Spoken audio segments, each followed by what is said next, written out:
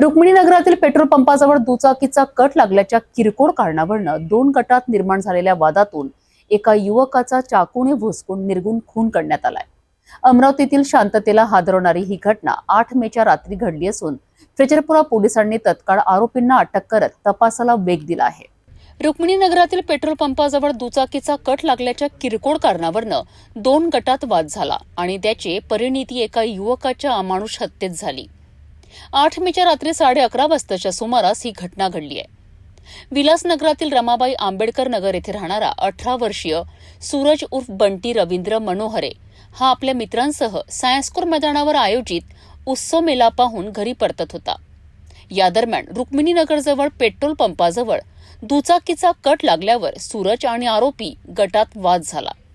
वाद इतका वाढला की आरोपींनी चक्क चाकूने सूरजच्या मानेवर सप्पासप वार केलेत आणि गंभीर जखमी स्थितीत तो कोसळला। आरोपींनी घटनास्थळावरून दुचाकीने पलायन केलेत। सूरजला मित्रांनी तातडीने जिल्हा सामान्य रुग्णालयात दाखल केलंय, परंतु डॉक्टरांनी त्याला मृत घोषित केलंय। या घटनेनंतर शहरात एकच खळबळ उडाली आहे। घटनेनंतर फ्रेजरपुरा पोलिसांनी प्रथम यशोदानगर परिसरात तपास केला, परंतु प्रत्यक्ष घटना रुक्मिणी नगरजवळील पेट्रोल पंपाजवळ घडल्याने निष्पन्न होताच पोलिसांनी तातडीने तिथे धाव घेतली। फ्रेजरपुरा डीबी पथकाने तात्काळ तपास सुरू करत महादेवखोरी परिसरातनं यशोदानगरचे 18 वर्षीय यश इंगळे, 19 वर्षीय आदित्य बागडे आणि एक विधी संघर्षित बालकाला अटक केली आहे। एक आरोपी अद्यापही फरार असून त्याचा शोध सुरू आहे। पोलिसांनी दिलेल्या माहितीनुसार आरोपी केटरिंगच्या कामानिमित्त वळगाव येथे गेले होते। तेथून चौघे दुचाकीने परत येताना ही घटना घडली आहे। या प्रकरणी मृतक सूरजच्या भावाने मनीष मनोहरेने फ्रेजरपुरा पोलीस ठाण्यात तक्रार दाखल केली असून पोलिसांनी गुन्हा दाखल करत पुढील तपास सुरू केला आहे।